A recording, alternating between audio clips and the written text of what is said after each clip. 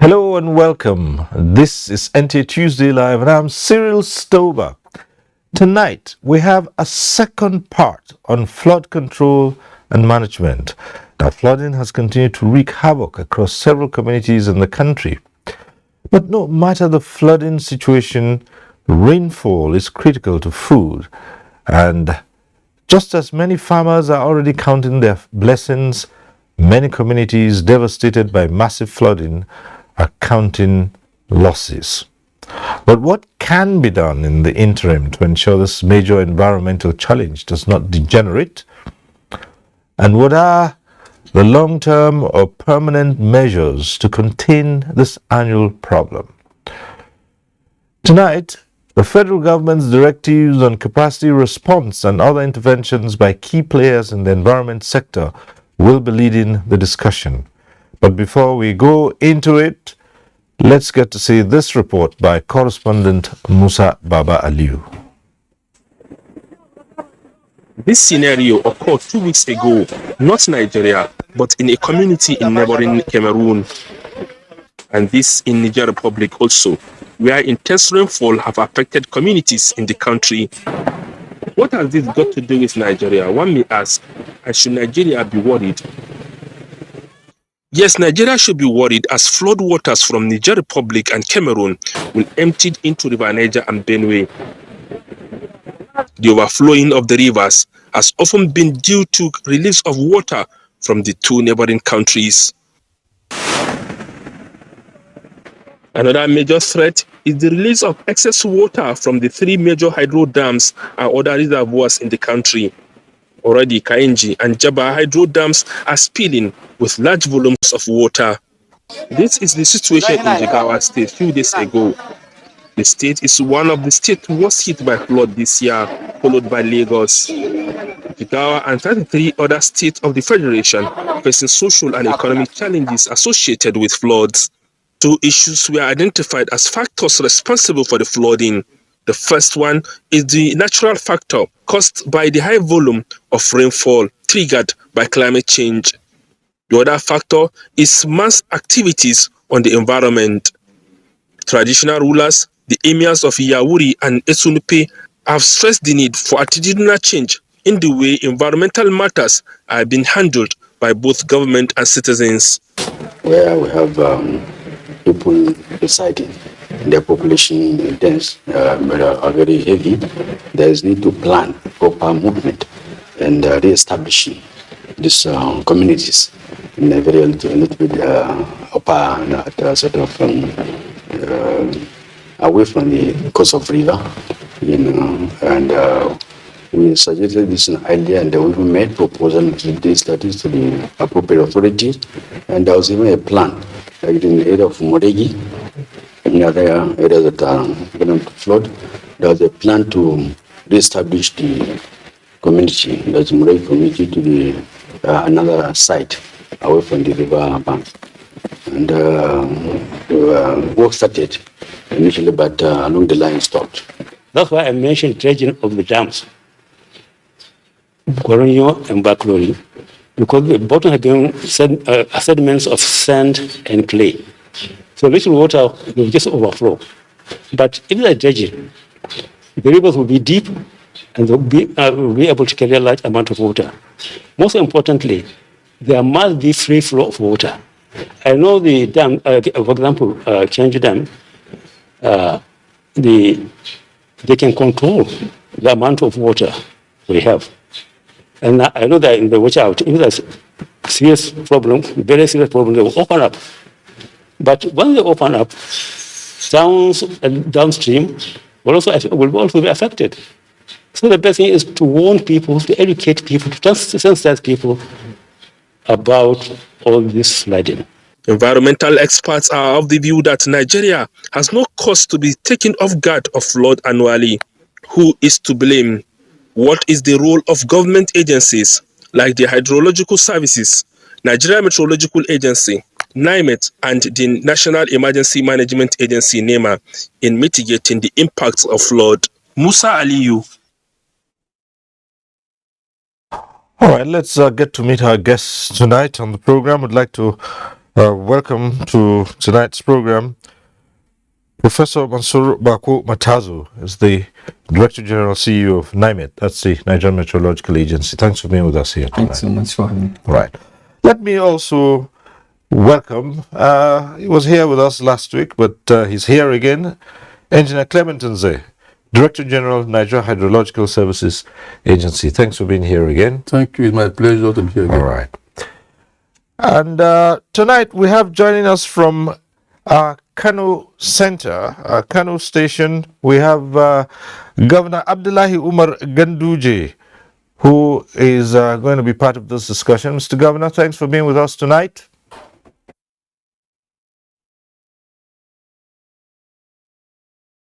Also in our Kano Station, we have the Director General of the National Emergency Management Agency, Mustafa Habib Ahmed. Thank you for joining us tonight. Thank you very much. Thank you.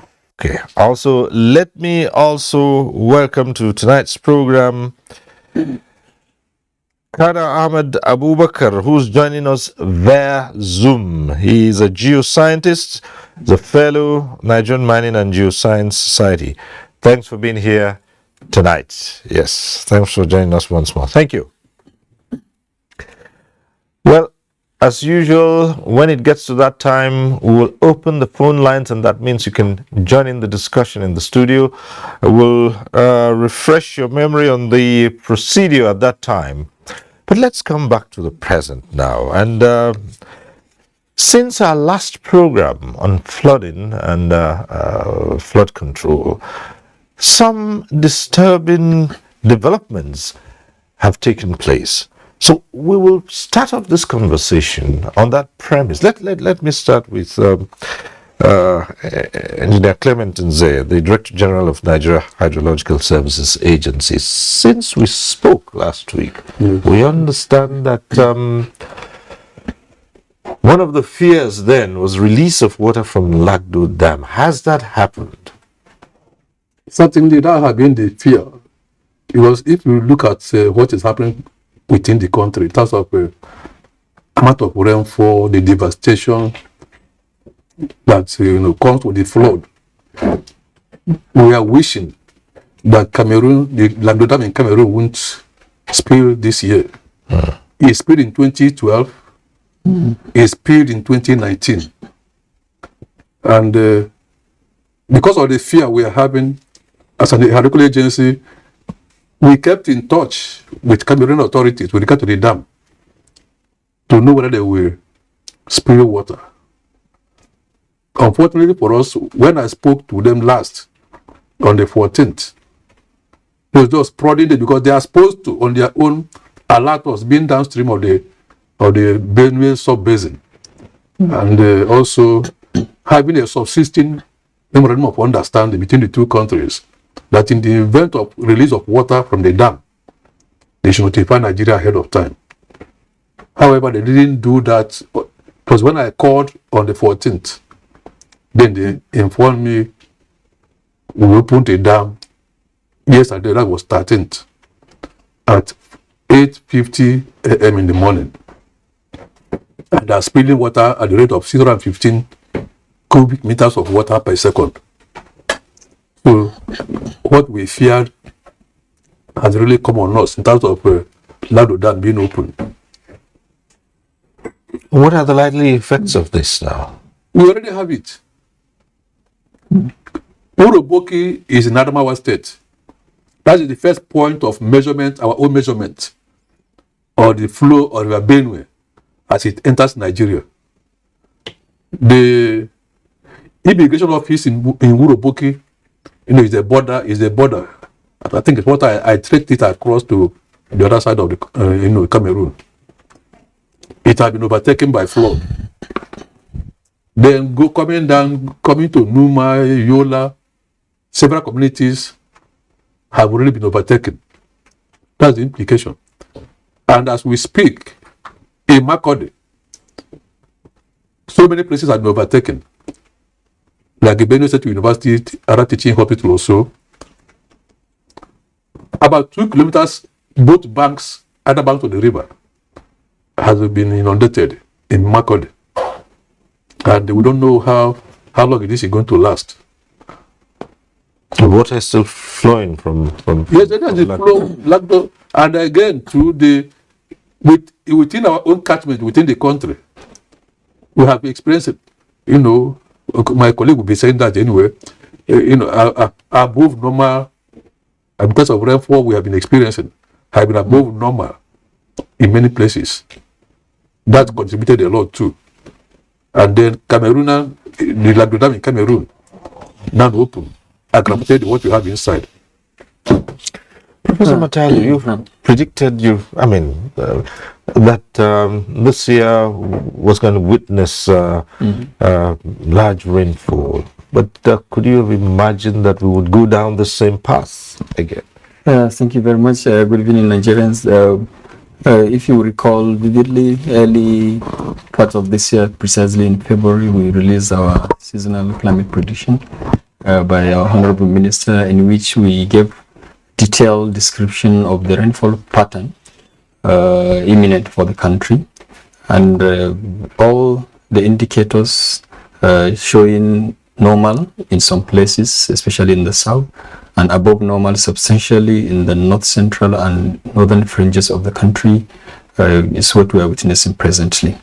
And globally also there's a trigger of climate change which now tries to amplify those extreme events in form of high intensity rains that persist for so many hours and days, as we have seen in most parts of the north, including Abuja. And this has generated a lot of high soil moisture. As we are talking presently in real time, soil moisture condition over the northern parts of the country is almost 100%.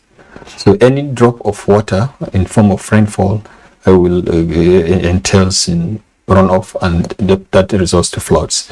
The season is really an active season. Globally, we are experiencing what is called La Nina tripartite deep one, that for 3 consecutive years there is an indicator of that determines season in most parts of the world, and which is called ENSO, El Nino Southern Oscillation. It's either a warmer ocean or a cooler ocean or neutral ocean. So since 2020 to date, we've been experiencing La Nina. 2020 we had one, 2021 last year we had a La Nina, and including this year also a La Nina. And a La Nina event globally, especially in this part of the world, enhances rainfall activities, and that is what we are seeing.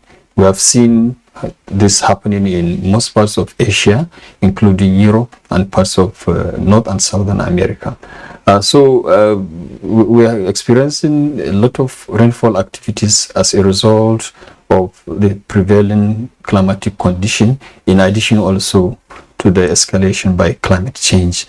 And on our own in NIMET, we've been following up with updates in 3 days in what we call high impact weather impact-based forecast, and we've been releasing this to both NISA, NEMA, and so many other enabling organizations in order to prepare and also alert public on some of this. Is this likely to continue? Definitely. The ITD that demarcates the rainfall season and also the zones is presently up north beyond Nigeria, is in Niger Republic. So the active rainfall zones still lies in the north, extreme northern Nigeria and north central. And in the next 72 hours, it will begin its southward migration, and that will collapse and enhance a lot of rainfall activities. And that will begin the cessation period, which is also associated with high intensity but short duration rainfall events. And this is also a trigger for flash floods. Coupled with what my brother mentioned from NISA, that we also having riverines flooding, river bed, channels swelling up as a result of release of water. I also learned even from him that even Kainji and Jeba dams also have been opened because before even the coming of the water from Niger Republic, we already have some triggers within the local tributaries in the country, because all these rivers, they are the collectors which collects this rainfall. And due to deforestation, most of these river channels have been silted up, and that affects their original size and shape, and so little amount of rainfall will generate into overland flow and subsequently floods. All right, not a very fine picture really, but let's go over to Kano studio, and let's get to talk to Dr. Abdullahi Umar Ganduje, the governor of Kano State. Mr. Governor, it would seem from all the explanations and from what's been happening on ground that northern Nigeria is hard hit by these devastating floods. How are you coping with this situation in Kano? Let's hear your experience.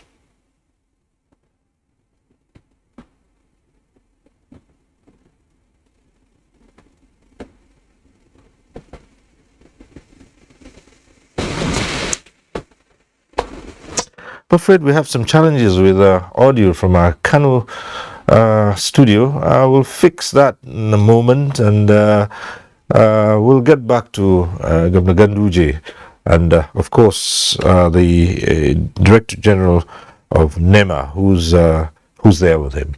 But let's see if we can get the geoscientist online now. I guess we can get him on Zoom. Yes. You just had the explanations by both DGs of NIMET and NISA. What you make of all of this?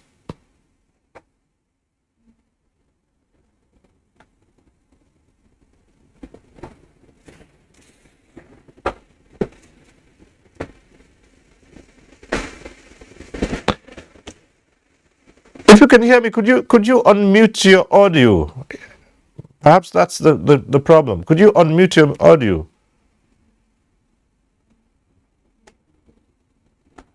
All right. Okay. Oh dear. Can you unmute your audio if you can hear me?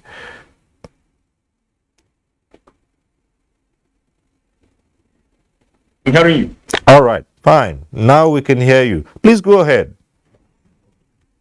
Okay. I said from the presentation, it has been very excellent. We've been generating the data as expected, and they've been doing that synergy in terms of the NISA and then the NIMET.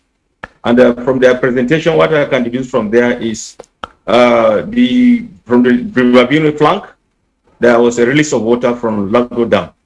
And ordinarily, when they constructed that dam, from their presentation downstream, which has not been constructed. And from their presentation, they talked about speaking to Cameroon before they release their water. So I think the whole of this thing is we have to imbibe the issue of water diplomacy. Water diplomacy in the sense that if you look at what is happening in Ethiopia and then in terms of Egypt, from Ethiopia to Egypt, and Ethiopia wants to dam, and Egypt is fighting them. But in our own case, we don't want even the release of the water, or the water they should be able to tell us before they release the water. So the whole thing is that we have to imbibe more energy. That's one, so that when before they release the water, we should be able to do some sort of mitigation situation. That's one. Secondly, in terms of the fiscal structure in this country, that we have to start doing the right thing. and then by keying into certain major projects, like the Prof said, the issue of climate change. Now, the federal government has given a sort of an emergency in terms of climate change by even appointing a Director General, Dr. Salisu, in charge of climate change. So I think what they will have to do now, we have to start not later than immediately, to start thinking about how within the funds of the climate change, whether we start constructing those structures that have not been constructed. Then that is the starting point from the flank of the River Benue from Logdo Dam. Then from the River Niger, it is in-house. It is in-house in the sense that we have from the presentation of the NISA DG, we have 2 dams, one in Jeba and one in Kanji. So that is intra within the country. So information supposed to have been given, because from what we have observed, the release was done as around Saturday. So ordinarily, for the past 2 weeks, since we have resident time and we are able to know at what time this water will have filled to the brim, so it shouldn't be any surprise. And unfortunately, from the presentation and then the report, that the flood is so far concentrated within the northern part of the country. Yes, it is concentrated within the part of the country because we are coming, because the water is traveling down to the confluence in Lokoja. Eventually, it will spill.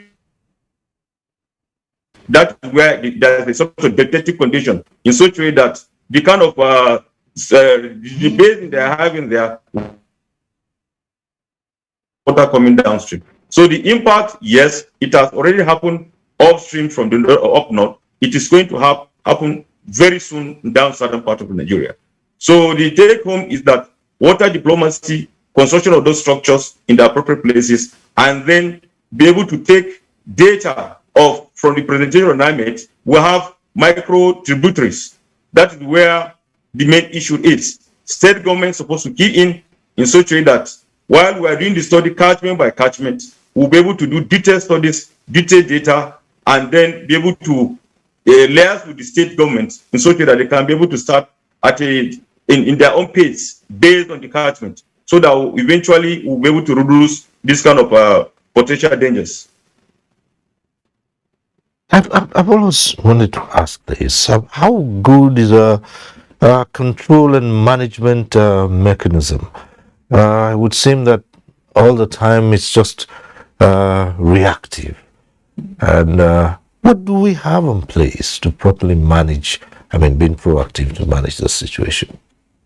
Okay, I can say, if I may start, that the early warning value chain, which we now call value cycle, we have different categories of stakeholders.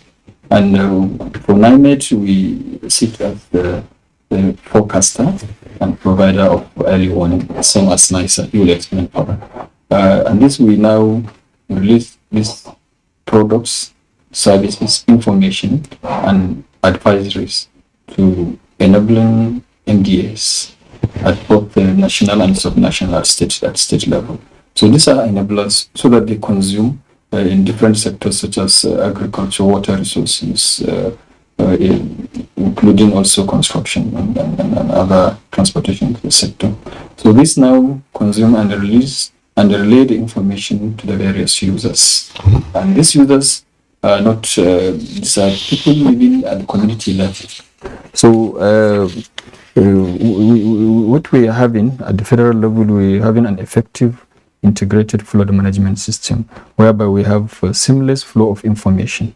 For NIMET, we released the forecast as early as February, which give about 4 months to 5 months, because the season begins in the south by March and in June in the north. So if you give even for a value and forecast for February, you have 1 month lead time for the south and about 5 months also for the north. We people and MDAs need to integrate their actions and activities, that the business is no more as usual, especially with climate change. So in agriculture, we have what they call climate smart agricultural practices. And we have run analysis with, for NIMET, we have over 130 years climatic data, and we have run local analysis and also got all the indicators that climate change is happening locally in Nigeria. And some of these indicators, I will give 2 examples, that the length of the rainy season is shortening, while the intensity of the rainfall is increasing. So my brother from NISA will explain further the implication of this. That means we have high volume of water that fall within limited time. That will trigger floods and in form of flash flood, and then also rivers swelling up, and then also for the reservoirs, they will be recharged quickly, and definitely to safeguard them, there must be releases of this. I think we need to have more effective coordination between the national agencies and state level, which will now relay this information as quickly as possible to the local communities. And in that, with NEMA, and NIMET, NISA, we've been meeting on monthly basis and generated flood risk maps. NISA came out with their forecast around April, May, and coupled with ours in February. So NEMA brought out detailed vulnerability risks and areas that are vulnerable to this flood. So I think the missing link here is compliance at the grassroots level. Well, when Kana was talking, he started off mentioning something about water diplomacy. Have we engaged in that? And if we have, why would it seem that there isn't a seamless communication between Nigeria and Cameroon? Now, that is on the one hand. On the other, we also have our own challenges here with the heavy rainfall that's been predicted. You had the DG NIMET say that the period is getting shorter, but Heavy amount of rain. Yes. No, thank you so much. You're talking about the issue of diplomacy. Of course, I'm aware of what happened, like what the geoscientist said, Kana. When Ethiopia wanted to build their own dam, Grand Ethiopia Renaissance Dam, Egypt objected to it. There was a series of diplomacy that went on. In fact, one country was ready to go to war. If you do this, we'll go to war. Because Egypt is downstream of Ethiopia, but eventually they resolved. Now, coming back to ours, in the basin, which we call Niger Basin, where Nigeria is situated, there are 9 countries in this basin. Nigeria is the most, if I use the word most disadvantaged in quotes, in the sense that we are at the bottom of this basin. The other 8 countries are upstream.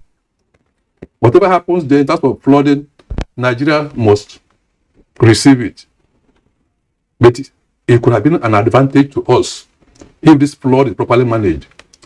Now, after 2012 flood incident, which was triggered by the rate of water from Lagdo Dam in Cameroon, the 2 countries began to discuss. And then in 2016, His Excellency Paul Biya was in Nigeria to meet with our president, Muhammad Buhari. The 2 countries signed an MOU that in the event you are about to release water, that's Cameroon, notify Nigeria ahead of time. There are 2 infrastructures in Cameroon that are so much critical to Nigeria. One is Lake Nyos. In August 1986, this poisonous lake that has weak embankment exploded and threw so many thousands of cubic meters of poisonous gas into the atmosphere. Then eventually it entered into Kasinala River and then destroyed so many things. That's one of the structures. Second one is the Lagdo Dam. But so far, they've not been able to act according to the letters of that MOU signed in 2016. For instance, in 2019, I was somewhere on an assignment outside Nigeria, and I began to notice that our river, Yola in Adamawa, Numan, they were being submerged. In October, when the rains, gradually have ceased within Nigeria, in northern parts, and I began to call Cameroon, it was not until after about 3 weeks they owned up that we open our dam October 10th and close it October 31st, 2019. Now, this one around, see what is happening within us here, within the Nigerian sector in terms of flooding. I knew it would be quite consequential to Nigeria if Cameroon should release water, or if their dam would be overwhelmed to release water. So we maintained early communication with them, and we were assured in our agency that once they are to release water, they must notify us. It was, unfortunately, they didn't notify us. The time they got in touch with me, I called them back. They said, okay, sorry, we opened our dam yesterday, being 13th. So that is the problem. Respecting, in fact, the Honorable Minister of Water Resources, Engineer Suleiman Adam, had to do a powerful letter to the Honorable Minister of Foreign Affairs in Nigeria for him to communicate with his counterpart in Cameroon as to the reason they have continually failed to act according to the terms. That is, externally. Now coming back home to Nigeria, there is a missing leg. At the federal level, where you have the forecasting agencies or predicting agencies, there is a seamless way of coordination of activities. Right. We coordinate properly. In fact, yesterday also, yes, I was at NEMA event to still discuss further on the implications of the release of water. There were so many agencies that were there. But when it comes to utilizing these products that come out as early as possible from the federal level, the states seem to be the missing leg, the subnationals. Now, the one we want to ask, now maybe we are seeing activities, donating relief materials. This person has gone to visit to the site. Maybe say governor has located to social locations. So let us find out what happens between December and maybe March every year. This is the time to take critical look on our environment, to do environmental audit as to what flood has occurred during the flooding season, and then take necessary action ahead of time, not when we're already inside the mess as we are now. We can't do much at this stage. So there's that missing link, utilizing information given out early enough by the states. There's a missing link there. All right. Now let's try to return to our Kano studio, where Governor Ganduje is, and sitting with him in that studio is the Director General of NEMA. Mr. Governor, if you can hear me, hopefully we've fixed whatever that hitch was to do with your audio. If you can hear me, we had wanted to find out how you're coping in Kano State, the situation in your state, given what we are seeing now, and for the fact that from all indications, northern Nigeria seems to be going through a pretty bad time with flooding.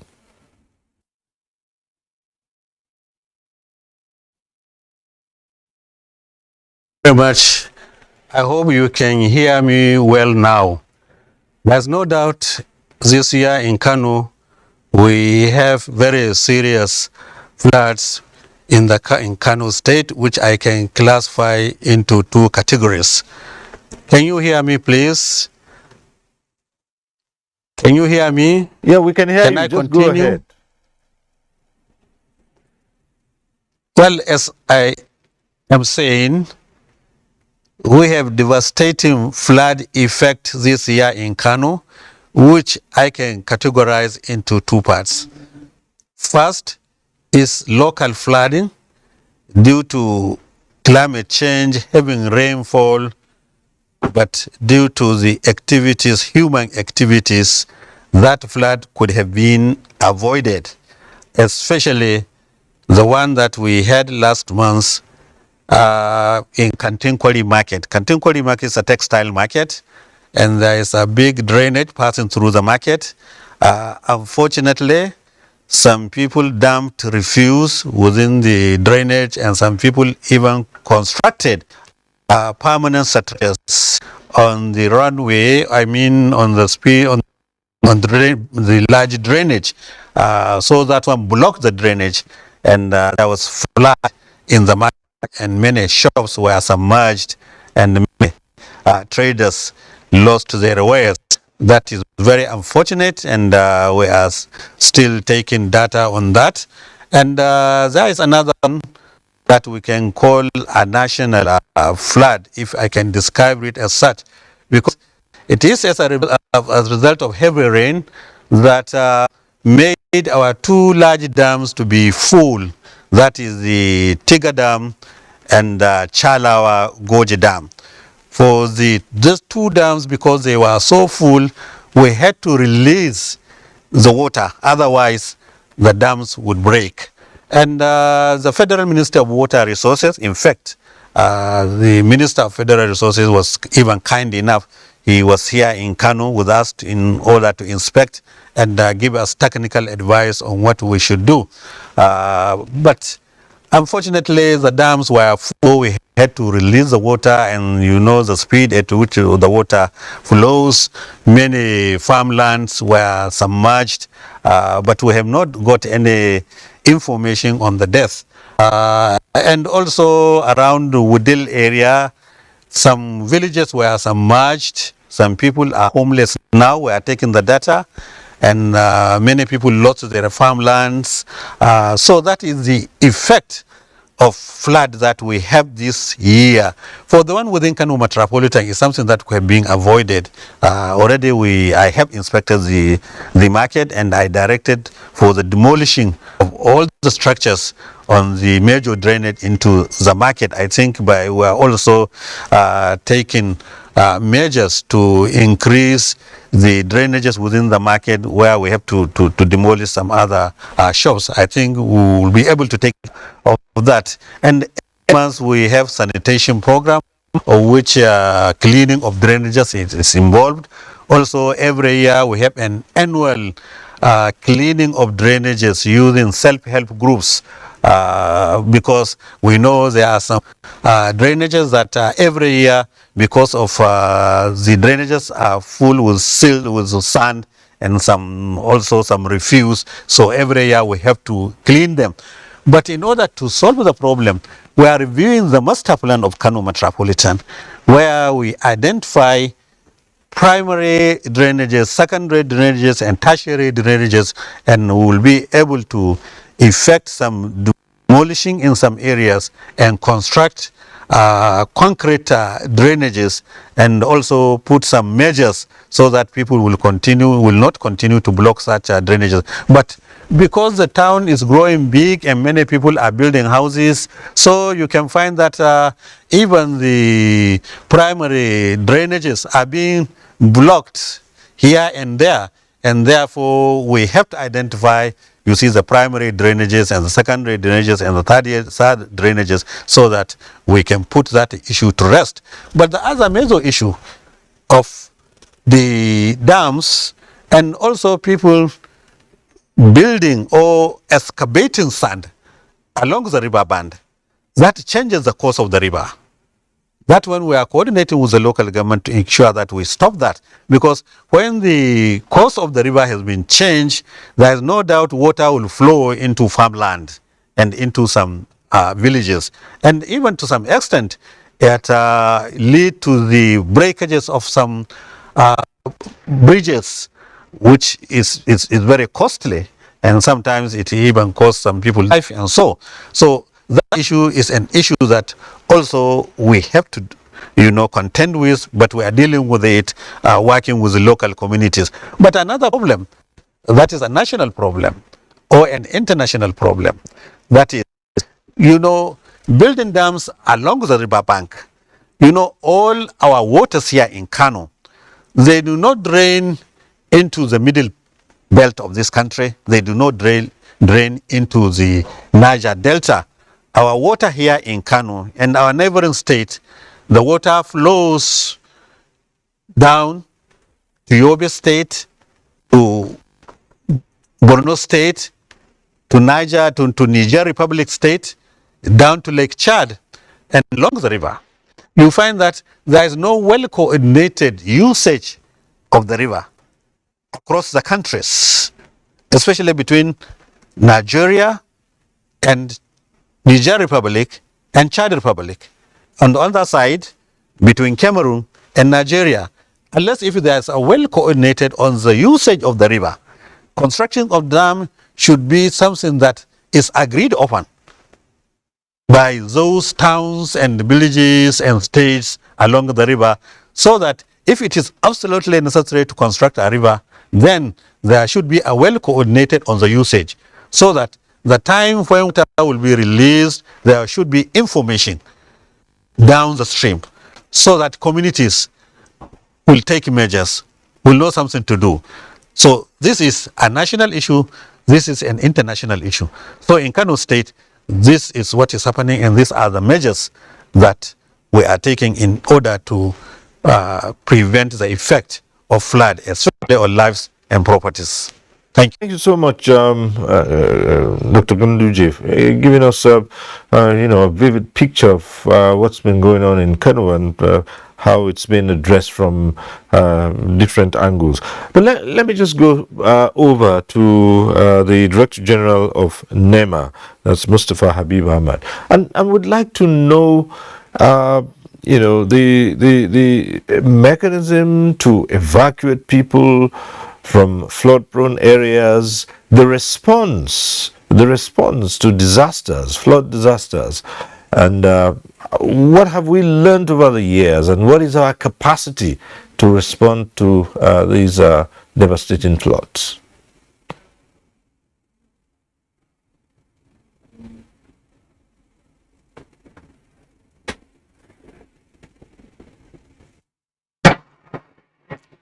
It's something I'll say is extraordinary.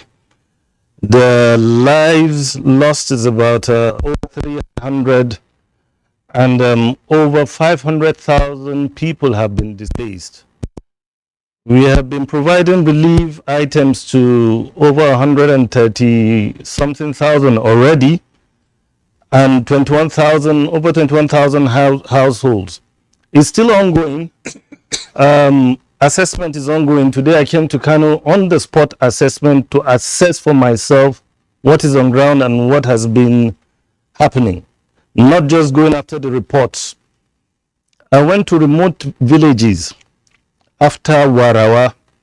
In fact, our cars got stopped. 3 vehicles got stopped and we had to turn back. The situation is so bad, but what I realized was that there was no even tarred road to where we were. It was a very remote village. But those houses, those villages were living below ground level. All the farmlands are totally destroyed. Relief, we're still piling up relief. Assessment is still ongoing, as I mentioned earlier, but we're still continuing with the assessment and providing relief so far. At this point, we will take a couple of reports from our correspondents. Let's get to see how the situation is. This first one is from Jigawa State. A tip of the iceberg you could see. These are some of the thousands of Jigawa people displaced by flood this year. Although the flood water is receding gradually, however, the difficulties of the affected people linger. They live in fear and anxiety, having lost everything to the disaster. For instance, Karnai village in Dusa local government area, one of the communities affected has been deserted because everything, including residential, farmlands and livestock, among other belongings, have been destroyed completely by the disaster. In fact, the flood has left hundreds of thousands homeless, majority of whom are currently taking refuge in schools and uncompleted buildings. A situation that for the state government postponed schools resumption for a new session. Mala Abdullahi and Isa Muhammad are among the victims badly affected by the devastated flood. They describe their situation as that can better be imagined than described. I lost my house of more than 7 rooms to the flood. Right now, I and my family, we have nowhere to sleep.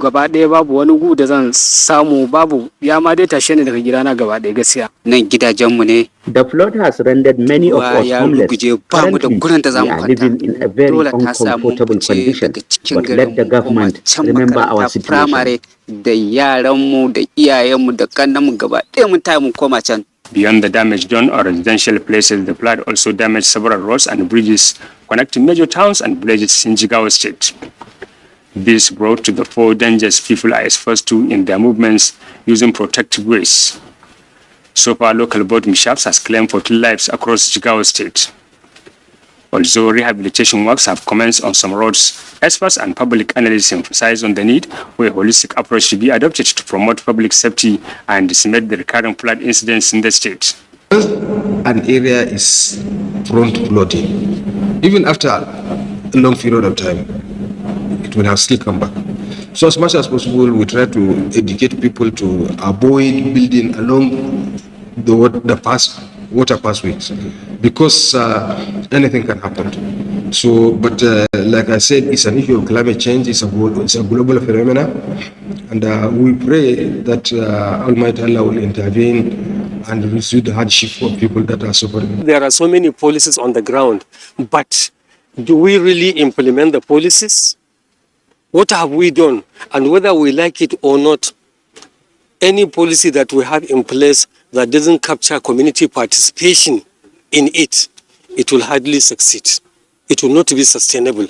But let there be a community participation component whereby these affected people will now participate in developing the policy as well as implementing the policy. Not only implementing, but also let them participate in developing the monitoring and the evaluation framework. The state still lives in the fear of NIMET prediction of more flood in September. Experts in environmental matters are advising for the provision of more dams to serve as reservoir to yearly overflow of surrounding rivers, considered as one major cause of recurring flooding in Jigawa State. All right. From Jigawa, let's go to Ibadan for this next report. Here is a dilapidated building in Akwete community, Ibadan, abandoned by the owners due to incessant flooding. The river has really given us a lot of trouble. For example, this house now, they have to leave this place because of the water. The water will enter the house. We have to shift all our belongings. We have to take it outside. Sometimes we have to climb maybe our bed or even the wardrobe sometimes. Ibadan, the capital of Oyo State, has been recording flooding as far back as the 60s, and one of such is the Ogunpa flood disaster, which gave the river national and international notoriety, as many lives and property worth billions of naira were lost to the incident. A recent forecast of the Nigerian Meteorological Agency, NAMET, indicates that 20 states are prone to flood as a result of high amounts of rain, and states like Oyo State are likely to experience flash flood. We make sure we clean the drainage regularly, whether ours or that of government. We clean it regularly. If you get there, you see everything very clean. Also, on our part, the state just invested so much heavily in the flood early warning systems, which we are now installing in vulnerable areas in Ibadan right now. We are setting up automatic weather stations in 5 locations. We are installing automatic weather sensors in about 11 locations along streams in Ibadan. And right now we are installing sirens in churches and mosques. And sensitization of all the problems is and how to avoid them is one of the things we are doing. Sensitization up to the point where we're telling people don't build on flood paths. Residents of Oyo State are therefore urged to complement government's efforts by stopping acts of dumping refuse in undesignated places. All right, we've seen those two reports. Let's return to Kana Ahmed Abubakar, who joins us via Zoom. Seeing those pictures and the commentary run behind them, how do you think we can... You did suggest earlier on that we must get back to being serious about tackling this challenge. How can we go about this? Thank you very much for that question. I want to congratulate Dr. Gaduje, the governor of Kano State, on what he's doing. Actually, Kano happens to fall under what we call hydrological area 8. Nigeria we have surface water and groundwater. And when it comes to flooding, they have a relationship. We have a hydrological area, and Kano happens to fall under hydrological area. That is the particular catchment, which consists of the state you mentioned, and all those waters drains into the Chad Basin. Now, what is the cause of the flooding in Kano, to be specific, and which he has started addressing? What is the geology of Kano? Is it basement or sedimentary? Areas where you have basement complex, that is hard rock, usually that is minimal percolation into the ground. Since there's minimal percolation to the ground, the water will find its way as a runoff, and that is what he has started doing the primary drain, secondary drain, and then the tertiary drain, which will finally empty into the river. Now, it's a good start by doing that, but I want to put it to him, there is a collaboration between those adjoining countries.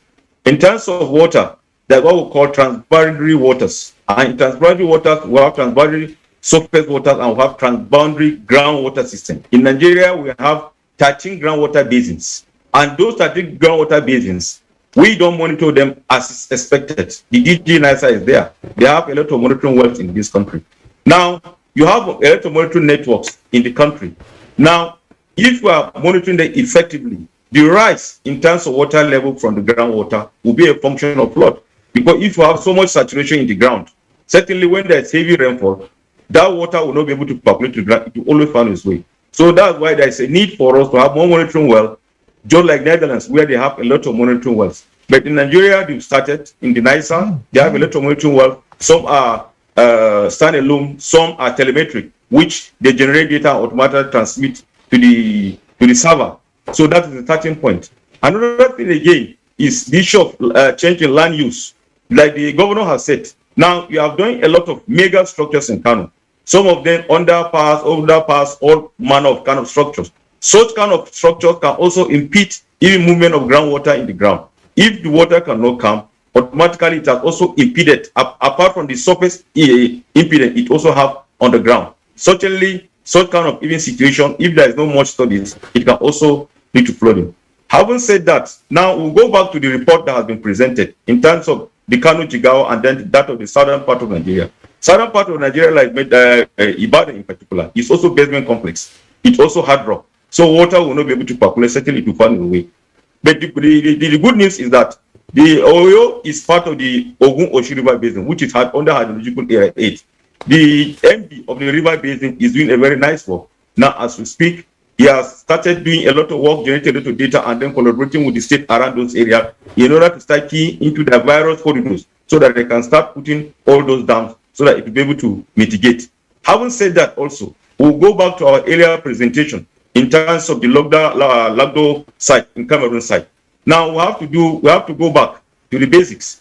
Now, we relate it to that of the Ethiopia and that of the Egypt. In their own case, water is flowing, there is an impedance, but they are complaining. In our own case, we have excess water and we are complaining. What have they done?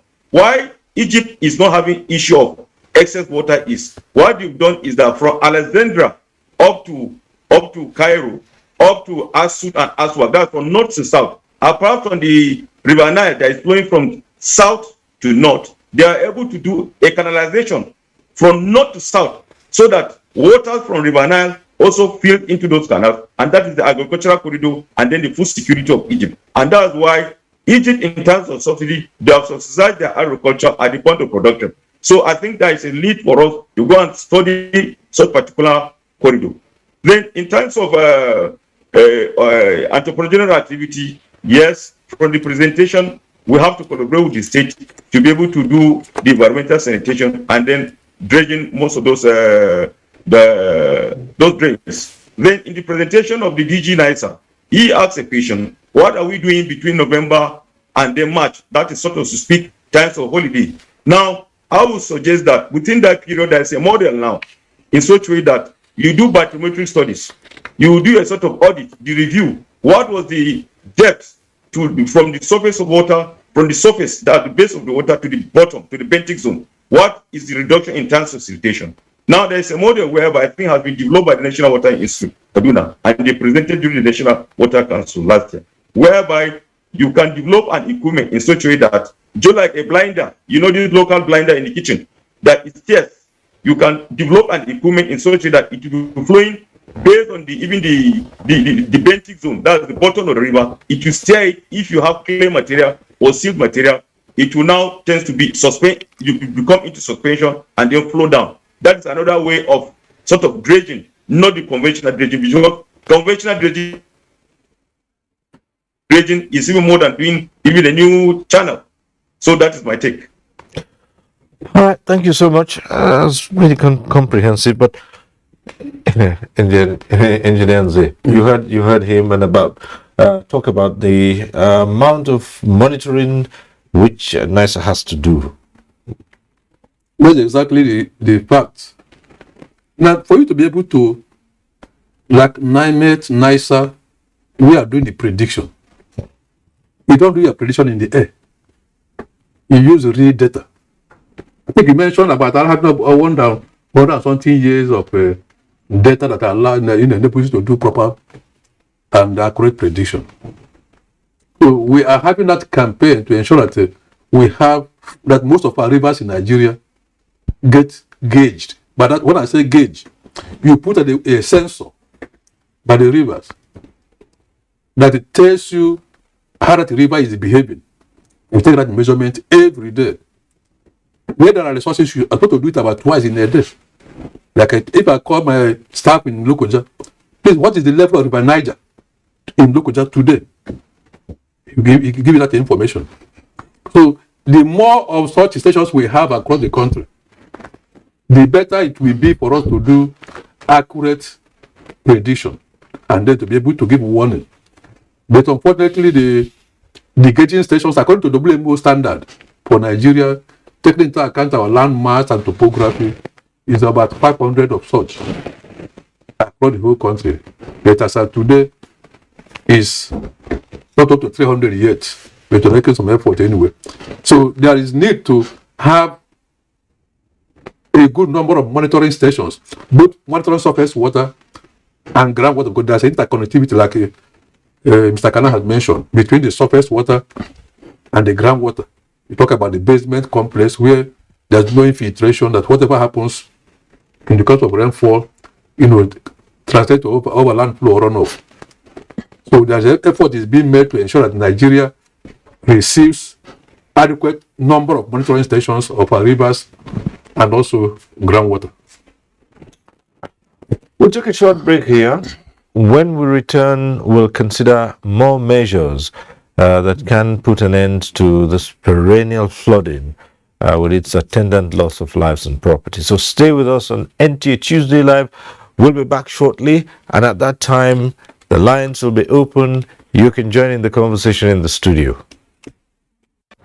The 157-kilometer Lagos-Ibadan Railway is the first double-track standard gauge railway to be built in West Africa. The Mobolaji Johnson train station is a masterpiece, an infrastructure that is gradually becoming an iconic building in Lagos State. The modern facilities put the station on a world map of train stations. Likewise, other new train stations across the country built to world-class standards. The train and its convenience is indeed an admirable effort, with commendations from Nigerians. This is a station that we have to commend the federal government for putting a beautiful face, empowering us in Lagos State, not only in economic and political arena. I can say that I'm really impressed with the infrastructures in place. Kudos to the Minister of Transportation. Kudos to the federal government. Truly, good things are coming out of Nigeria, and the federal government is deserving of all the applause.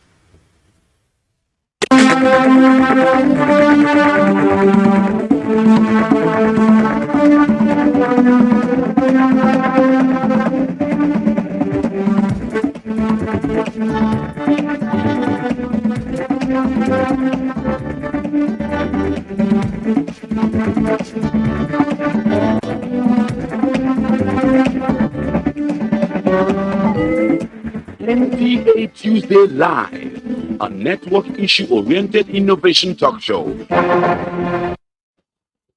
All right, thanks for staying with us. This segment is where we open the lines and you can join in the conversation in the studio. But we remind you every Tuesday that if you do call in at that time and your call gets through, do us a favor, turn down the volume of your TV set. That will help us avoid the hurlback or the echo. And we also always encourage you to keep it short, go straight to the point, and not to worry too much about greetings. Just a mere hello would do. So we'll start off, before we get to taking the calls, with other reports. We have this one from Kanu. The heavy rainfall being experienced in Kano has continued to cause serious flooding, ravaging some parts of Kano metropolis, with experience in Kantinkwari, the state's major textile market, becoming more pronounced. Findings of the State Technical Committee on flooding blamed siltation and blockage of drainages arising from construction of physical structures or waterways among the causes. By law, by convention, you know that drainages, buildings should not be on top of drainages anywhere. So this is known anywhere, wherever you have buildings on drainages or temporary structures on drainages, they should be removed.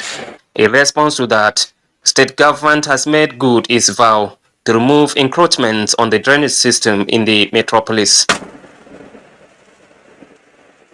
While some affected traders blame the committee implementing the demolition orders for exceeding statutory setback limit, Kano State Commissioner of Environment, Kabiru Ibrahim Geso, who chairs the committee, says all concerned building agencies are fully involved in the exercise to ensure only the right thing is done. The commissioner further enjoins Kano citizens to cooperate with the state government towards ensuring environmental safety. In Kano, Amin Umar. Right, that report from Kano showed us how devastating. You recall that Governor Ganduji had spoken about some of those areas there. We have other reports as well. This one is from Owerri. According to the World Health Organization, flooding is the most frequent natural disaster affecting over 2.8 billion people in the world and has caused over 200,000 deaths over the past 3 decades. While climate change has been identified as a major cause of flooding globally, human activities such as construction of houses in areas prone to flooding, blocking of drainages, and deforestation are other factors leading to its increase. Amiibo in Wangele local government area of Imo State is one out of many other areas being ravaged by flooding, as the area is now faced with the threat of this natural disaster. This has resulted in loss of lives and displacement of some members of the community, leading to economic difficulties associated with such occurrences. After the death of my husband, the 6 rooms that my husband was able to build when things were better were destroyed by flood. There was a day we went out and came back. We could not see our house as it has been destroyed by flood. Other members of the community, while commending the Imo State government over the construction of drainages in some parts of the state, especially Owerri, the state capital, say there is need to look into the hinterland as self-help has failed to yield the needed result in some affected areas. What you people are seeing here are just community efforts, people coming together to see how they can help. This is nothing but a palliative effort to see how we can curb this. But the more we do, the more this thing washes off our community. This is called St. Teresa's Catholic Church. The main priest's house has been flooded away from this very particular thing. We are appealing to all the levels of government, from the local to the federal, to come to our aid. Commissioner for Environment, Imo State, Emmanuel Duru, affirms that the Imo State government, aside working with the National Emergency Management Agency and other designated state agencies in providing relief materials to ameliorate the impact on flood victims, also collaborates with the federal government and international organizations with a view to addressing the challenge permanently. Within the limited funds available to the state government, they have been doing mitigation measures, ameliorating, some of those sites, so that we will not overwhelm the people. Duru further notes that since climate change is largely responsible for the disaster, The Imo State government, with regards to carbon credit, is working on measures to reduce environmental pollution so as not to deplete the ozone layer. The menace of flooding ravaging different areas in Imo State is a recurrent phenomenon. Its impact on victims is devastating. From loss of lives, many being rendered homeless, to properties worth millions of naira being destroyed. It is hoped that with various interventions by governments at all levels, this annual disaster will soon be a thing of the past. And bringing up the rear for all our reports, we have this one from Edu. To a large extent, the government's efforts to address flooding in the metropolis may be effective, but some areas in the city are yet to feel the effect. A typical example is the flooding at 19th Street, Ubowo, where victims, including occupants of an orphanage, suffered losses. Also affected are rural communities like Olugbo, despite its oil-producing status. The residents say the rainy season is a dark time for them, especially those close to the riverside. If it rains, you cannot enter this area you are seeing now. Here, this is the express. But oil is being drained right from everywhere. Where by the riverside, so if you overflow, so nobody will stay house. Every rainy season, we have a very high flood here in this our community. So, and it affected us so much. You know the river dey near us. If it flood now, naturally they enter inside the ground, they come out for inside the house. But you know from there now the mosquito they follow come. Now all those bad things they follow come. If they picking one place for outside now they hard. In Esako, Edo North, residents are displaced by flooding annually. This year is no different, as most of the communities in the area are already submerged. Most of the displaced victims have relocated to Udaba Ikweri, where a road constructed by a member of the community has helped to salvage the situation. Most of the houses in Udaba that are close to valley area, they are all flooded now. It's only that one that you close by the road, which is the Jehome Ajegba constructed to Udaba. You can see people around now. This is the road they are using for now. As you can see, the river is still coming rapidly. They carry our farm, our rice farm, cassava, and granola. They still they carry our houses. Not every year the water they come. Last year not come. This year it come. We not prepare at all. We just see the water come. The environmental experts want residents to play their role in minimizing flooding by disposing waste properly. Before in rainy season, we make sure we carry out enumeration of all those drains that have been seated up, and then we carry out what we call dissertation. What we do, we have a dedicated team that visit places.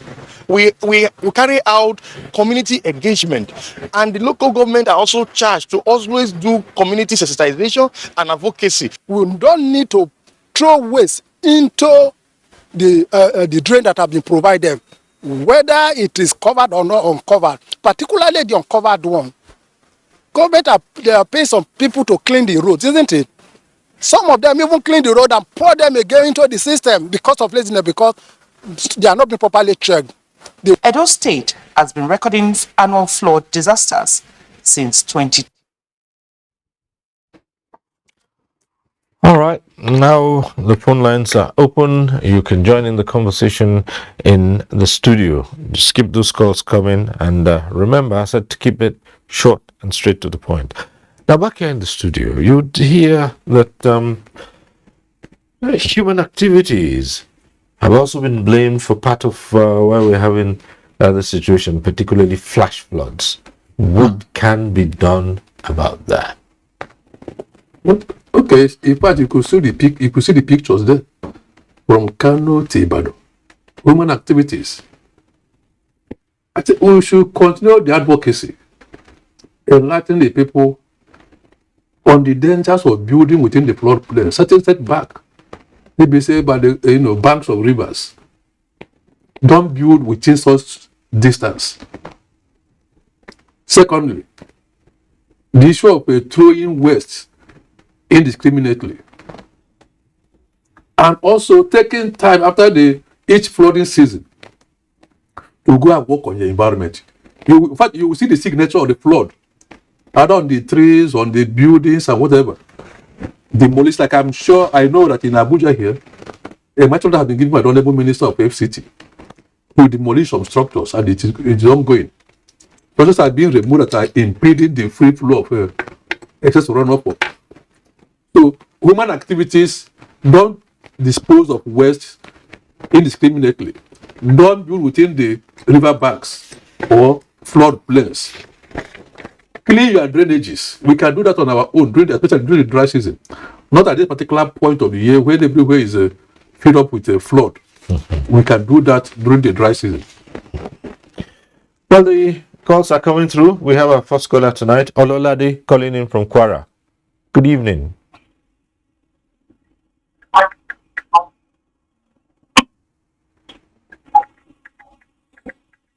Good evening. Good evening. I'm Ololade from Kwara. Okay. Most of the problems that we are encountering as regards to flood is human activity that is mostly responsible for it. So I will call on Nigerians to please do what is right and always think from bad habits. But at the end of the day, when the implication comes, it's going to affect them. It will be on them and that immediate environment where they are doing that thing. So I would advise us to do what is right. That's just my brief comment this evening. I'm Ololade from Kwara. All right. Thank you very much for calling in. We should keep the advocacy going. But yes, did you know me? I want to mention that you remember in March we did one-on-one here and then mentioned three things. That with regards to climate, it's no more business as usual, and we need to do a lot of. We have three options of either adaptation in terms of climate smart. Green infrastructure that will adapt to the changing climate, and all mitigative measures, which entails a lot of sensitization and also evacuation and other activities, or suffering. So what we are seeing now is the suffering component, and the more we do less of the adaptation and mitigative measures, the more suffering we are having. And according to United Nations, for any citizen in this world requires and should be entitled to early warning information, and that is what NIMET, NISA and NEMA are doing, providing such information as early as possible, and also citizens are required to comply. I also want to urge especially the city development, urban, regional planning authorities to ensure enforcement, because the Nigerian Building Code has a climate component in it, whereby based on the prevailing weather conditions, buildings should align to such climatic parameters, and with this we will reduce some of these negative effects.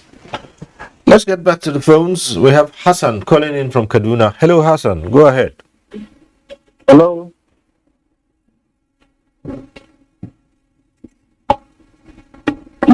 Yes, Hassan. Go ahead. I'm calling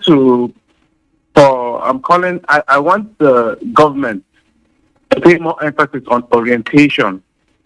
Orientation in the three languages, down to the rural people. Let them know what they are to do, what they are not supposed to do, so that the message will be clear. I think that's just my brief contribution. All right. Thank you very much, Hassan, calling in from Kaduna. Let's return to Kanu. And yes, Mr. Governor, you have heard the comments. We've had two calls now. The last caller says government must lead the way. You started talking about what your administration is doing, and especially when it comes to human activities. We'd just like you to, expand on that.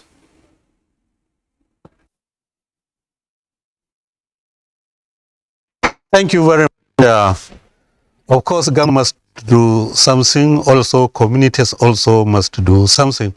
So I think what is important is having correct information correct information on the government on where to build and not to build. That is absolutely necessary. So we need a strong institution for development control, also sensitization for the people not to waste their money and build on waterways, and later on such building has to be removed. Another issue is to study the behavior of streams and rivers, because in the course of time the behavior or the course, the where the water goes has changed because of human activity. So if we have that knowledge, it gives us an opportunity to inform members of the public not to build and form settlements that result into villages and towns, and sometimes water will come and wash them away. So if we have that information, but that information has to be knowledge-based, it has to come from research findings at state level, to study the behavior of our streams and our rivers, to study the behavior of our drainages within our cities and towns, to see that how can we advise our people and what do we do about that. At national level, as I said, rivers do not start in one state and finish in one state. Normally, they are across the states. So federal government should also undertake some researches of streams and rivers down to the southern part of this country to see whether the behavior of these rivers have changed. And if they have changed, what, because of the availability of new data, what advice do they give to different states along the river so that people will take care of that? And construction of dams, of course, it also reduces the effect of flood. Here in Kano, we have collaborated with the World Bank. In Tofa local government constructed, World Bank has constructed a dams. It will be commissioned sometimes here. And also for our 2 mega dams, we are producing hydroelectricity in order to reduce the prevalence of the rivers getting, because if we are able to use the water during the dry season to produce hydroelectricity, by the time that there is rain, even if there is much rain, it will take a lot of time before that river, those dams will be filled, and thus they will overflow, or if we release the water because of the speed of the water, be washing away farmlands and some houses. So there should be a coordinated aspect for the prevention rather than, we have to be proactive. And in order to be proactive, there should be nations, there should be data, it should be based on knowledge, and also there should be strong institutions that will do what they are expected to do, and communities also should be sensitized, and for them to learn from time to time. But I have to appreciate NEMA. They provide a lot of relief across the country. But what is important for the farmers is agri insurance scheme, so that apart from what NEMA provides, state government provide, if farmers are being able to join into agri insurance scheme, I think it will reduce a lot of the havoc that we are having now. But because agri insurance scheme is almost nil in Nigeria, and that should be the source of attending to this kind of problems for farmers. Thank you. Mr. Governor, if I might just remain with you for a little longer. You run the government of Kano State, and Kano has a massive population. With what is happening, the loss of farmlands, how is this impacting on food production? What are you looking at in the future, and how do you intend to take care of this challenge if it goes on like this?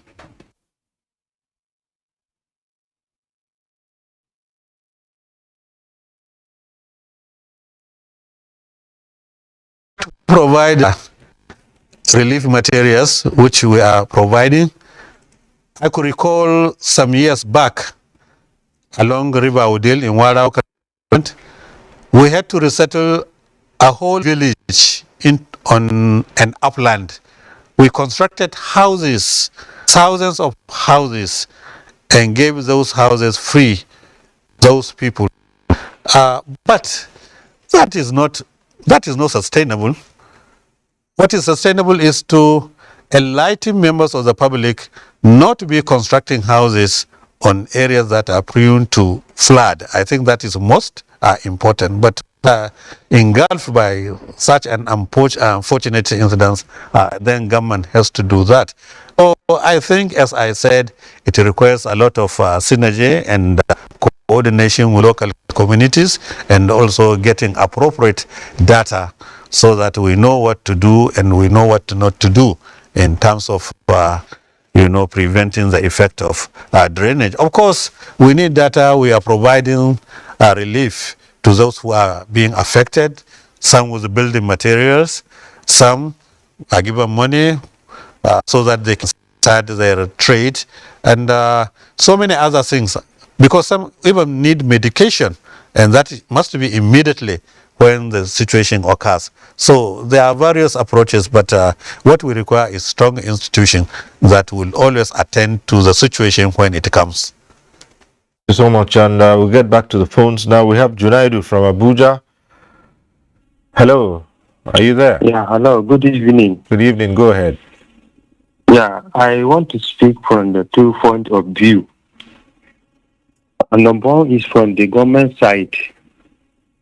If I may say so, if you look at the local government authority, they don't have direct allocation that is coming from the federal government. The state government have already matched their allocations, so they don't have direct access to their fund to build feeder roads, culverts that will allow water to flow.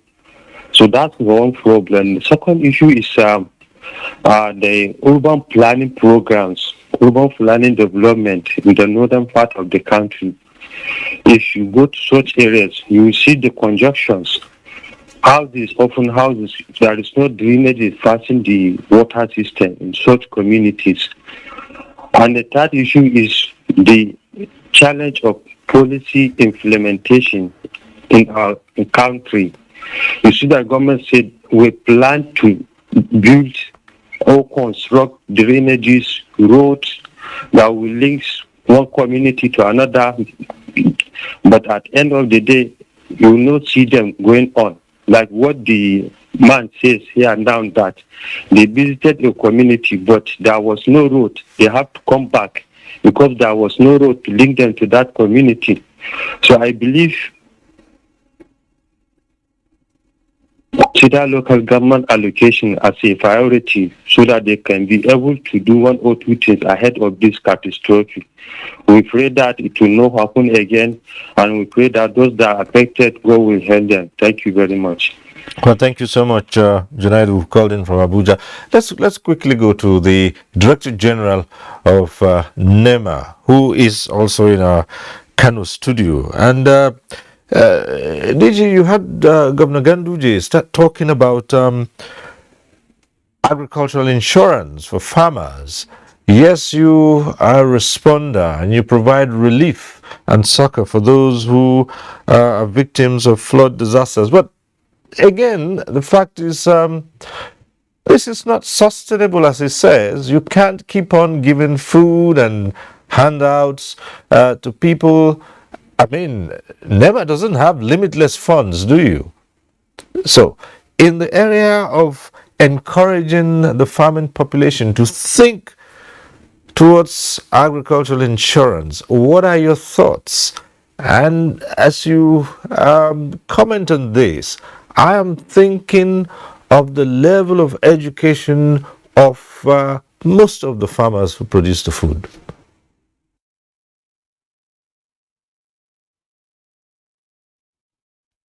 Thank you very much, Cyril.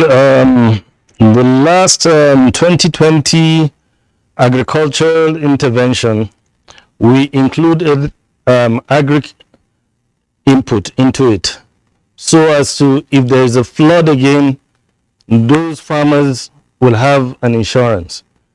Before the program, I was discussing with Governor Ganduje about insurance, because that's one major thing farmers don't do. And disaster management is local. I would like to add this to this. Disaster happens in a particular local government or a particular community, particular local government in a particular state. The first responder is the local government. When NAMED releases seasonal climate prediction, NICE released the National Flood Outlook, we provided a vulnerability risk mapping.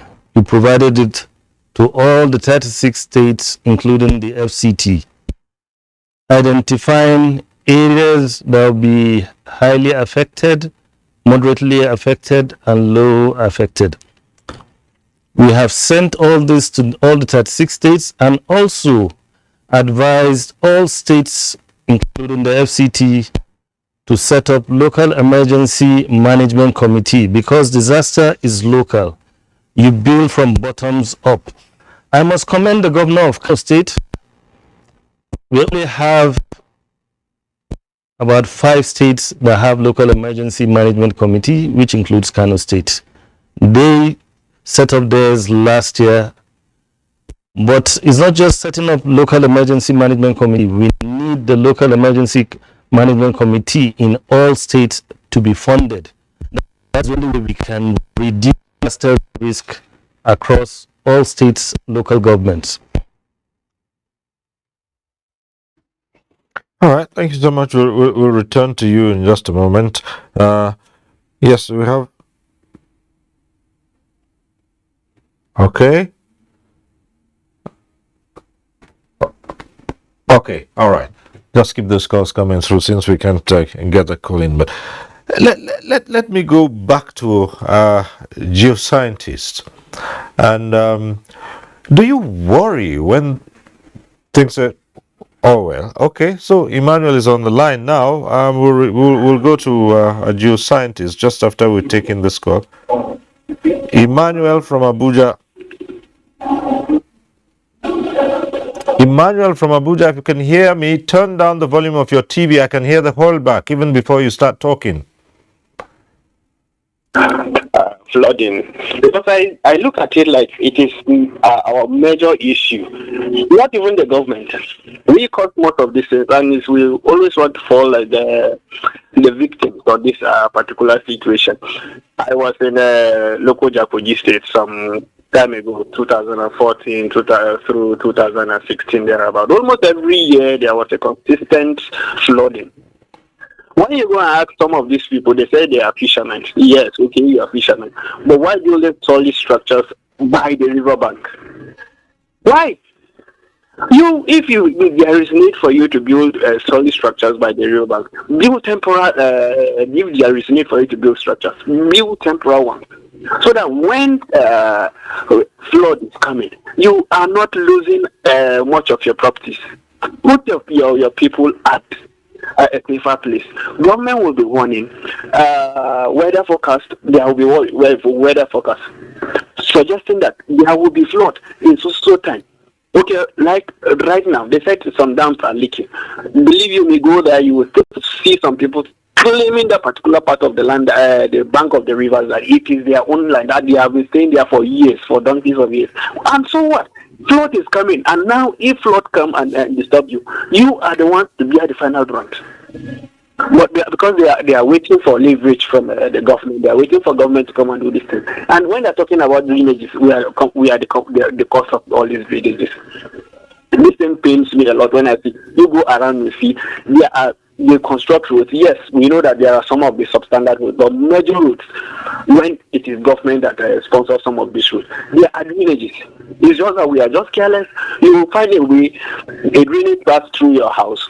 Someone, instead of you to maintain that particular drainage, build a slab across your house. They will just go and put sand to block it. They don't care. Apart from that, dumping of refugees. Another person finds it very comfortable to carry his dustbin, all his waste from his kitchen or whatever, and dump it at just the drainage. How do you expect flood not to come? I only find it way with farmers that farm by the bank of the rivers, maybe for irrigation purposes. Maybe that one the government can look into it. But when you look at it from another angle or another perspective again, you discover it that this flood is not from the beginning of the rainy season through the end of the rainy season. Why not farm crops that maybe by August, September at most, you harvest it and leave the period for the flooding that usually comes. So that after that, you farm another one into irrigation. After all, those are farming by the bank of the rivers, they are under irrigation. So these are things that I think it will be better if they look into it. It's all about calculations. I call on NEMA. NEMA can come and do all some of this sensitization. Because now some people are claiming that okay, that bank of the river, their ancestors, their forefathers have been there, so they cannot leave that place. And now flood is coming to disturb you. If flood disturb you, now the government has to come and be the ones to come and pay you or to find a way to compensate you. Meanwhile, you are at the opportunity to avail all these kind of things. So it actually means when we see all these things, we are the cost of all these things. It's just that we can there are things that we can ignore and avoid. Not that they are all these things. Look at the developed countries. When hurricane is coming, they give warning, people evacuate. Now, give this warning from now till next month. People will be there, still staying, claiming that particular place, like it is like very personal. So you understand my point. That is it. Unless maybe the awareness has come deep inside us, that okay, this plan is not your own. Government has taken over it. We will allow you to fish or stay there to do your fishing. After this period of fishing, you evacuate, you leave it. All right. If not, no. Thank you very much. Okay, thank you so much, Emma, for calling in. And just before we took that call, we're going to Kana Ahmed Abubakar, the geoscientist. And what I was going to talk about was what fears we have with the soil itself being devastated. And we're talking about food security, agricultural activities, and things such as that. Now, isn't there anyway something good can come out of this? And some have talked about utilizing flood waters, finding a way to trap the flood waters and use them, because we're looking at a dire food situation where for those farming communities whose lands have been devastated, they might lose all their yield. Thank you very much for that question. I want to start by commending the federal government of Nigeria last 2 weeks by setting up an interministerial committee in such a way that it is more like declaring a state of emergency in terms of flooding in Nigeria. And now, having said that, and trying to corroborate with what Dr. Penduja has said, water and flooding are not in the exclusive, in the concurrent list. That is to say, federal, state, up to local government have their own share. So my own advice is, number one, that since we have eight catchments in this country, federal government using the river basins we have, which in Kano, we have the Jamari Hadeja River Basin. They have to work in tandem with the river basin in such a way that they do catchment by catchment studies. But a river basin alone cannot do it. That's where the state will have to come. They have to share the schedule in terms of such kind of catchment, in terms of studies, so that to say, so river A, B, and C, there's a need for construction of a storm dam. A dam must not necessarily be for production of water for drinking. It could be there for storm control. That is number one. Number two is that as they are doing that, the excess water maybe in the rainy season, you can do channelization some kilometers away where the water is not needed. You now create a sort of retention business. Such water could be used first for irrigation. It could be used for animals, just like Kano has done some kind of grazing area. Those areas that you have marked, which I've observed, I've watched severally in different media houses, in such a way that those areas you can do channelization from the excess water from Chiga Dam to go there as a retention basin for animals. That's number one. Number two, it will serve as a recharge to the groundwater. Then to further that in Kano to be specific, I want to go back to his own presentation in terms of drainage system he has done in terms of primary drainage, secondary and tertiary drainage. Now it has to be done in a sort of systematic manner What do I mean by systematic manner? It is going to be predicted based on data. But unfortunately, in the state level, you have the governor, and then when it comes to, because of the population of Kano, they want to earmark areas for construction of lands, of construction of houses. They just earmarked that they will not meet the Ministry of Land and Survey, they earmark the land. What they should do first is look at the topographic maps, look at these areas, because it looks more like a cycle, just like the EG, the prof has said.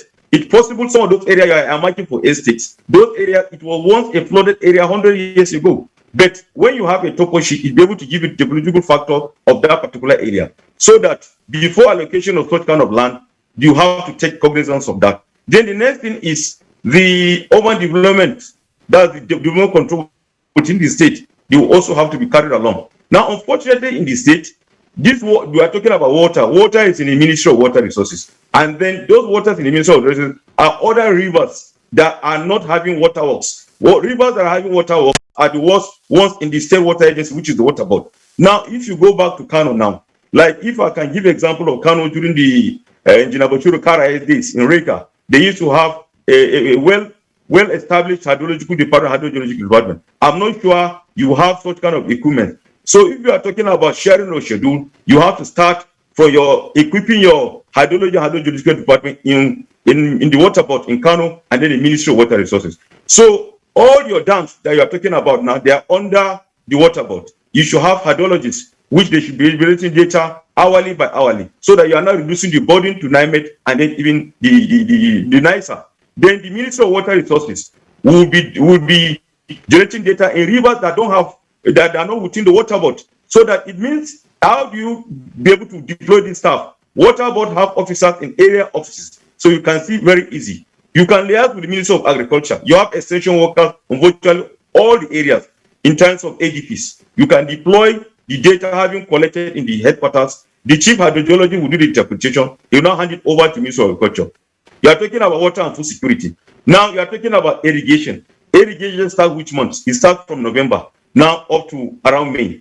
Now, when maybe if you go by each of achieving food security, you have to go by genetic engineering. What do I mean by genetic engineering? If you go to Italy in Posino Plain in southern Italy, when they are summer, they do cultivate twice and harvest twice within that particular season, because they know if they go to winter, they cannot be able to do that. So we cannot rely on rain-fed. So what I'm trying to suggest is that there is a need for collaboration between Ministry of Lands, Urban Development, Water Board, Ministry of Water Resources, Ministry of Environment, and then the academia, where they do also kind of researches in such a way that you can be able to plant even within the dry season. You have two farming seasons. Then the last one that will come up maybe February up to May, then that's where you're going to rely on your data of hydrology in such a way that if you are doing the first phase of the irrigation, that of November to January or February, will come closer to the river. But the one that the second phase, based on the hydrological data, rise and fall, you have to move many meters away so that you don't take care of potential flood. Because the flood might not likely be whether it has rained in Kano. It's possible it has rained in adjoining states upstream, and the water can have resident time and travel and come and cause havoc.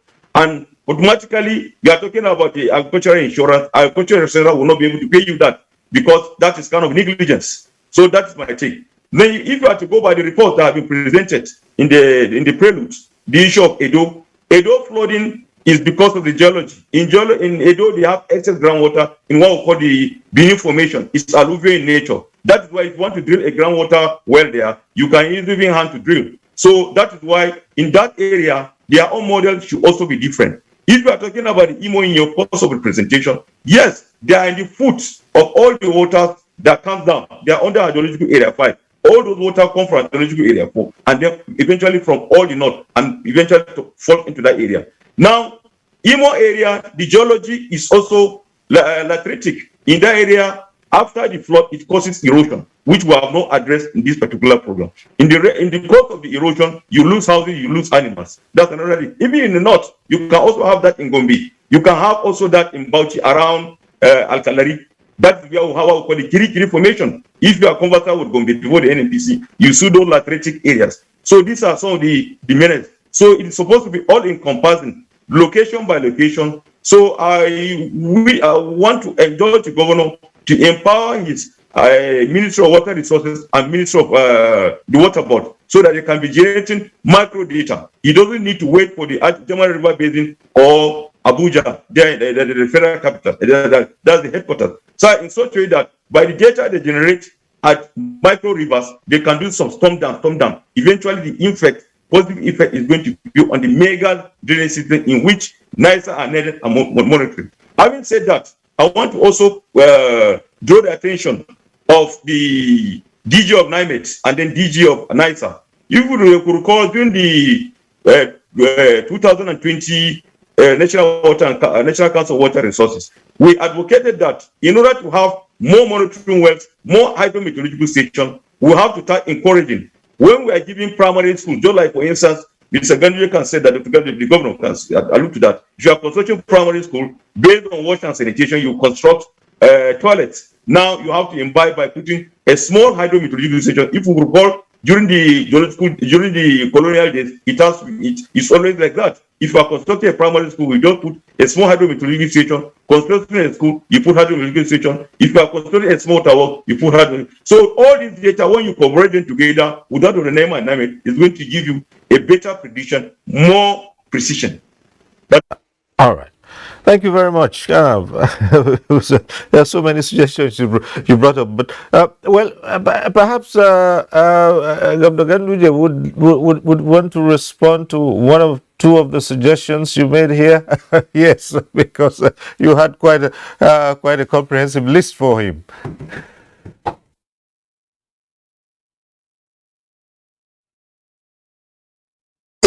He is talking about empowering our Ministry of Water Resources and that of Water Board in order to provide adequate data information so that we know how to manage the effect of flood. That is all right. We are doing that. We have weather stations where we get this information. But what he may not understand is that when farmers encourage the river valleys, river basins, I mean, where the rivers are flowing, because it is very attractive for irrigation. And once they encroach that, even if you have the information that your dam is about to be full, therefore you have to release the water, quite okay, you release the water, but the water will find its way and then it will start washing the farmlands of the people who cultivated along the river basin. So it is not only the issue of having the data, but it's also the issue of coordination with various communities so that they know what to do and not what to do. In Kano, as I told you, it's not the issue that our dams are full and we cannot do anything about it. Our dam, because of the continuous rains for some days, the dams became full and we released the water. And that water went along the river bank. It's not only stopping in Kano, it goes to Jigawa State. You see the amount of flood in Jigawa State. That does not mean that all the water accumulated in Jigawa State. Some of that water is from the dams beyond to Kano. So you can see how it goes down to Yobe State, to Borno State, to Niger Republic, up to Lake Chad. Lake Chad Basin. So you can see that the issue of coordination is very, very important. So it's beyond having the data. If you have the data, of course you act according to your own data, but it affects the people down the stream. And that is what we are saying. And about the agric insurance, if the health insurance can work in Nigeria, why can't we have the agric insurance? It is an institute. It depends on the political will of the institution. It depends on how they can make that institution work. Because the health insurance scheme is working. So the agric insurance scheme also should work. And this will relieve the NEMA. Of course, not completely, but at the same time, you find some big-time farmers who can embrace the agri insurance. Even some of the farmers with public enlightenment, with dialogue and with relaxing, the system that the farmers can be able to key in. That is possible. So I think if we cannot manage the agri insurance, I think we have a long way to go as far as providing relief to farmers. Unless if we don't want to be proactive, if we want to rely every time government will provide money for those who are being affected, state government and local governments, I think that one is not a system. And I heard one of the contributors talking that the local governments are not free, their money is being hijacked by the states, they cannot construct drainages, this and this. I think that is theoretical, because some of the local government cannot even pay salaries. And the money, it comes to the local government joint account. They have some common services which they utilize this money. And after the common services, the state is not taking anything out of it. The money is distributed to the respective local government. In fact, some of the local government have even to assist other local government in order to pay salary. The state government also has to assist some local government to pay salary. So it is not an issue that governments are holding their monies.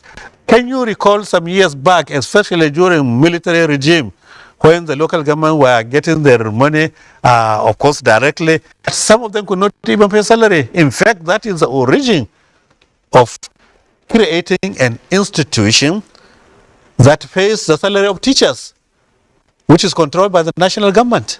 Because the local government are supposed to pay for teachers, for primary school teachers. But ask primary teachers now, do they want to go back to the government to be getting the salary?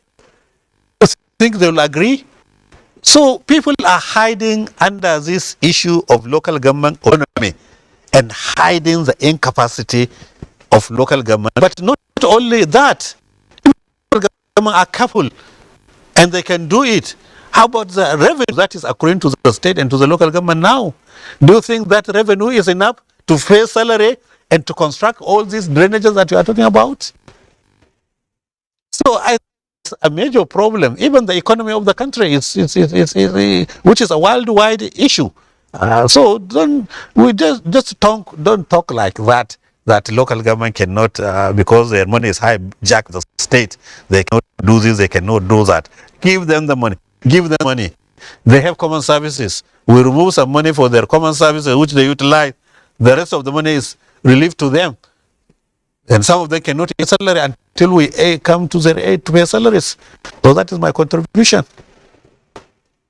Thank you, Mr. Governor. And so as we're just winding down, let me just go across to the DG NEMA, Mustapha Habib Ahmed. Obviously, you're in Kano for an on-the-spot assessment of the situation. What are you doing to mitigate this whole situation that we have on ground in Kano? You might also have to go to other states as well, we know, but you're in Kano, obviously, to assess the situation. What next?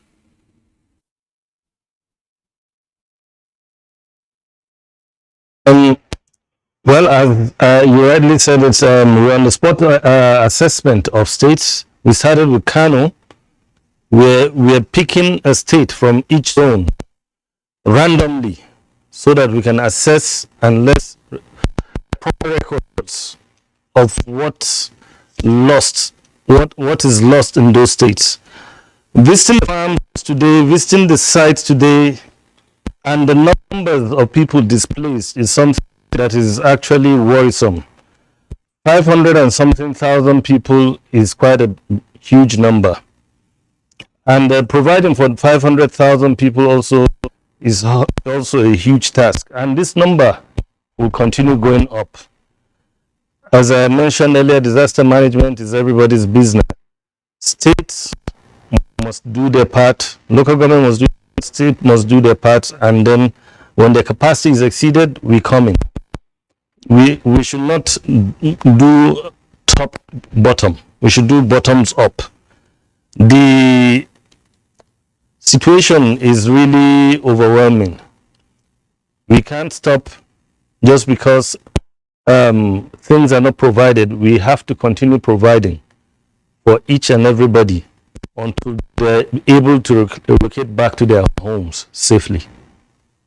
Thank you very much. And back here in Abuja studios, Professor Masur Bako Matazu, just a quick one here. Is there a legal framework for the management and control of flooding?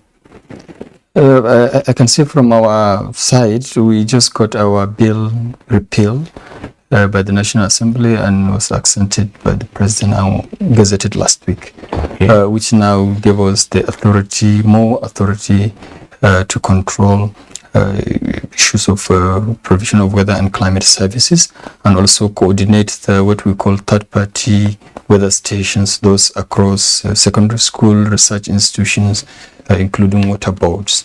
But just to mention, we in the value cycle, we advocate for what we call community-based flood early warning system, whereby these communities are involved based on their vulnerability and they are sensitized. And on this, I was invited by the Secretariat of the Nigerian Governors Forum. We did 2 presentations, tried to get their buy-in that after the national forecast released by NIMET and NISA, we need to do what is called downscaling of the forecast to state level. And we do this at the federal level at no cost to the state. We encourage all state governments immediately after the release of the forecast, and that's why we give about 4 to 5 months lead time so that we come down to the state and do state-specific forecast with advisories for agriculture through their extension officers. We do roving workshops, and also on the climate change issue advisories to what we call the climate change agent at the community level. If you do this, it has been established globally that if you spend 1 naira to provide early warning system, you are saving 8 naira. And this saving is what we're seeing now in terms of loss to property, lives, and infrastructure. So the climate is continued to change, and we have local evidence of that, and Nigeria need to be aligned also with the global practices. Well, Engineer Clementon say. Okay, just to wind up, we are still at the peak of the flooding. As the rains, are yet to cease. Now, but I want to make an advice. You see, there's a flood vulnerability mapping my agency have been carrying out from one hydrological area to the other. We finished one that we did, we had to launch in Lagos for hydrological area 6, the Western Littoral. Now, it contains the details of what you need to do for those 6 states in Southwest. So we are advocating that the state should buy into that document. Flood vulnerability mapping of the Southwest, including hydrological mapping, is well detailed. It will guide you in the development. It was carried by a consultant under the agency. So that when it was launched, we expected that people should come from those zones as we are invited. Starting from the commissioners of environment, water resources, town planning, permanent secretaries. But we didn't receive much attention as to the level of what we have done. Expecting people to come and benefit from it and hear from us what is to be done in the states to ameliorate or reduce the impact of flooding in the states. So we have such documents available for various hydrological areas in Nigeria. All right. Well, it is on this note we'll have to leave this conversation, and I always say it, no one program can take care of all the issues. So I'd like to thank you very much, Engineer Clementon, Director General, Nigeria Hydrological Services Agency, for coming on this program. Thank you. Thank you so much. And let me also say a big thank you to Professor Masur Bako Matazu, Director General, CEO, NIMET, the Nigerian Meteorological Agency. We thank you for being here. And, our big thanks to Dr. Abdullahi Umar Ganduje, Governor of Kano State. Thank you, Mr. Governor, for being with us and telling us about the situation in Kano. We appreciate this very much. We thank you.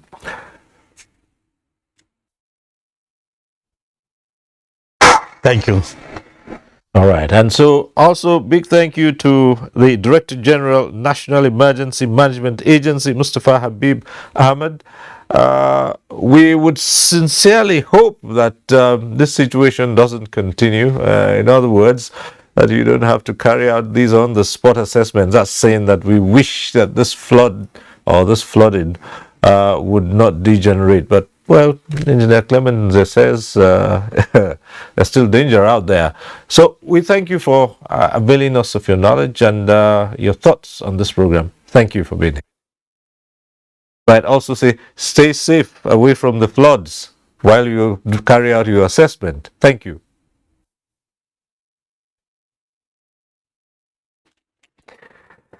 And Kana Ahmed Abubakar, who joined us via Zoom, is a fellow of the Nigerian Mining and Geoscience Society, a geoscientist. Thank you so much for giving us your thoughts on this program. Thank you.